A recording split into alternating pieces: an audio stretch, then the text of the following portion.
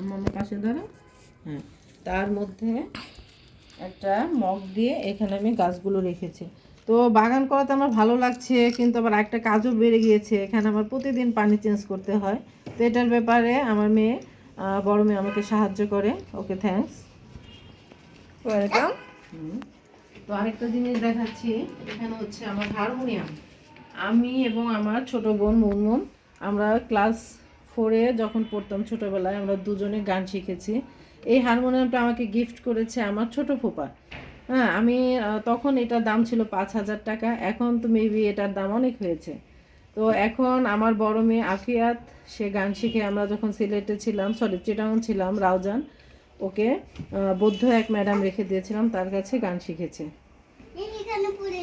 ফেলে দিয়েছো, উঠাচ্ছি। হ্যাঁ, তো হচ্ছে কি, সুন্দর করে আমার ছোট একটা সিঙ্গেল বুক শেলফ।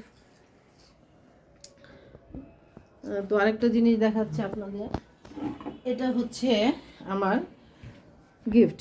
আমি যখন ক্লাস 5-এ পড়ি, তখন এটা আমি একক অভিনয়ে মানে মঞ্চ নাটক করে পেয়েছিলাম, ফার্স্ট পুরস্কার পেয়েছিলাম। আমি তখন ছেলের অভিনয় করেছিলাম। হ্যাঁ, আমার নাম ছিল রতন, না সরি মানিক।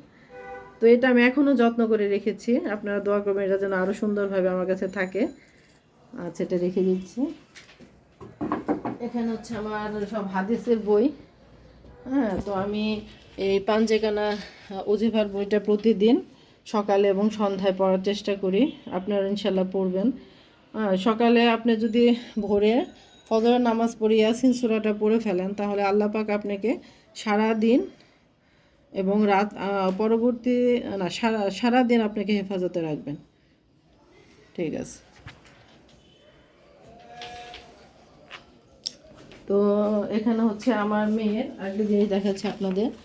সে ক্লাস 7 উঠেছে এবার। বলবো না, আমার ভালো লাগছে এটা। কি কেন?